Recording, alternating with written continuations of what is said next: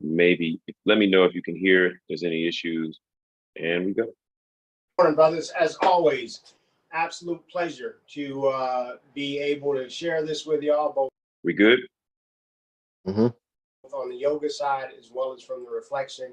You know, we should not take this for granted. There are a lot of people who would they would give their right arm to have a fellowship or brotherhood like this, and the fact that we're combining all these things about our health, spiritual, mental, physical.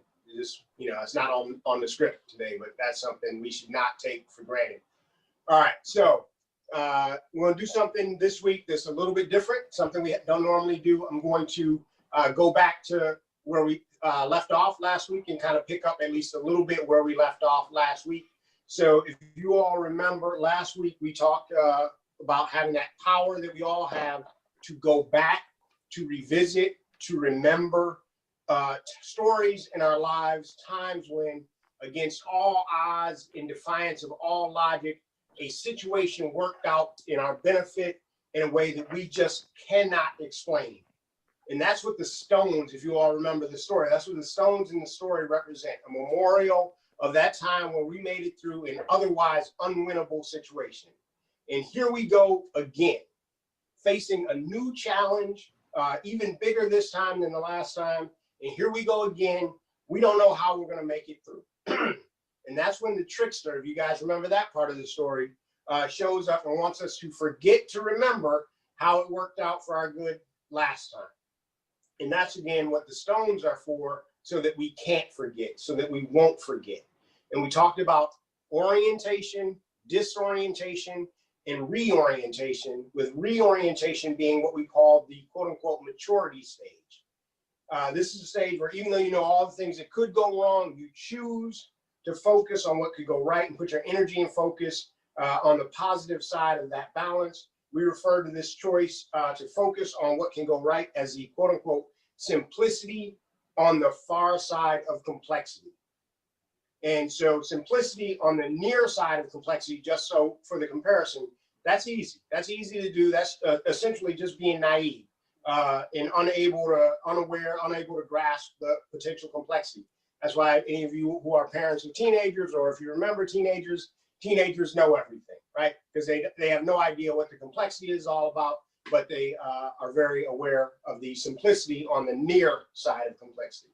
Now, last week when we were talking about it, we didn't label it this, but that simplicity on the far side of complexity that we were discussing, that happens when you develop a maturity of faith. Today, we're going to talk about grace, which I would posit, you brothers, is another manifestation of the simplicity on the far side of complexity.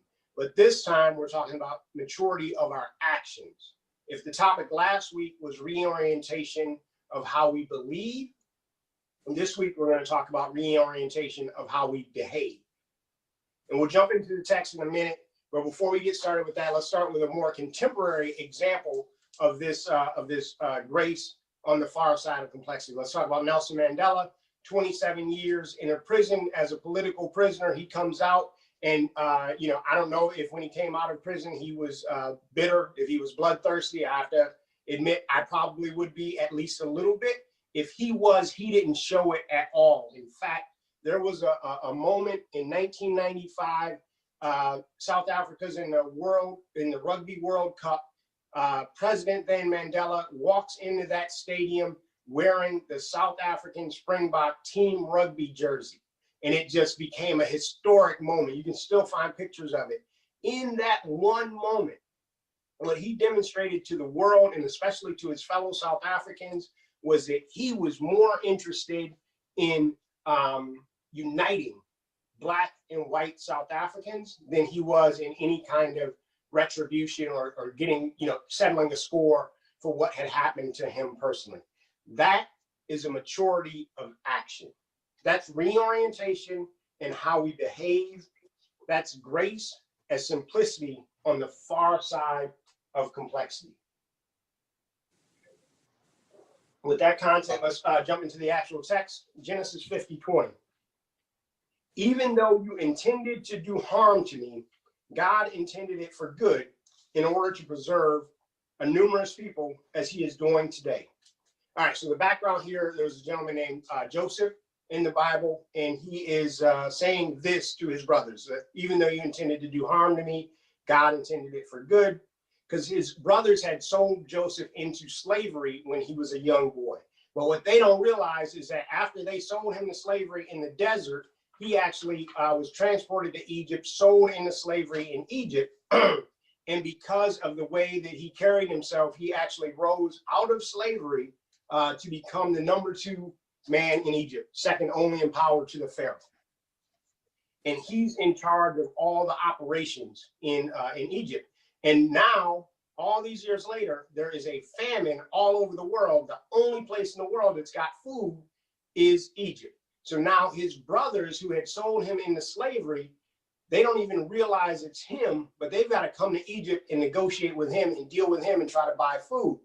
And once they realize who Joseph is, they're afraid, right? As you might imagine, because they think he's going to treat them harshly. They think he's going to demand some retribution for all those things that was done long ago.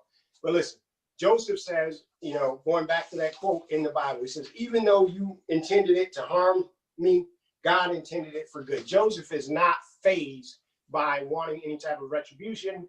He's not fazed by anything like that. And he basically tells him, he says, listen, you know, I recognize that you meant to harm me by selling me into slavery, but God used their hurtful and treacherous deed for good. If Joseph hadn't been sold into slavery, he wouldn't have been in Egypt to help anybody, including his brothers, when the famine came. So instead of focusing on getting revenge, Joseph is focused on helping people. He's operating in the reorientation stage in the way that he's behaving and carrying himself. He's not in the orientation stage where he's naive about what his brothers did to him and how they meant it. He's not in the disorientation stage where he's too angry and traumatized to be effective. He's in the reorientation stage. He's saying, I know exactly who y'all are. I know exactly what you did. And I know exactly why you did it. I just don't care because I've got a bigger purpose. I've got something bigger that I'm focusing on. That's a maturity of action. That's reorientation of how we behave. That's a reorientation of how we're carrying ourselves. What we're seeing here in chapter 50, verse 20 is grace, perhaps amazing grace being demonstrated as simplicity on the far side of complexity.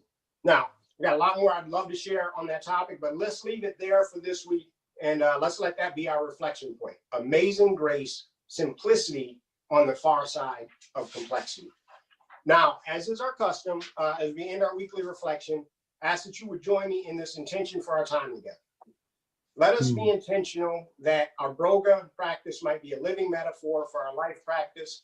Let us be intentional that as we carve out this time for ourselves and for our brotherhood, that we might embrace this time together, this fellowship, as and you might remember this, as the necessity disguised as luxury that it is. And for the next hour, we might indulge ourselves in a little simplicity on the far side of complexity. We're not neglecting that phone call you know you need to make. You're not neglecting that email that you need to send out, or whatever thing it is that you know you need to do for your family or for work. You're not neglecting it. Right now, you're giving yourself a necessity that might be disguised as luxury. May you find simplicity on the mat today that puts all of that other complexity into its proper place. Let us be intentional that just as we focus our energy and effort on getting into our poses today, that we become more disciplined in our lives at focusing our energy and effort on what is truly important to our calling, our mission, our greatness. That doesn't mean you don't see all the mess and foolishness that you could get pulled into, things that you might actually be well within your rights to get into with somebody.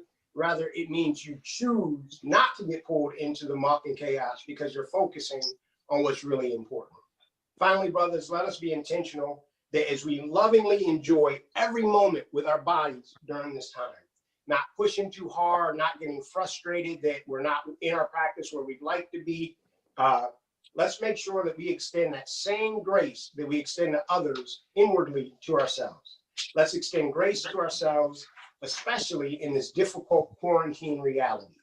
Grace in our relationships, grace in our parenting, and grace in our work. with all the complexity in our lives right now, let's be intentional about giving ourselves the benefit of some of that simplicity on the far side of complexity. We pray these and all things in the names of both our ancestors and our unborn grandchildren.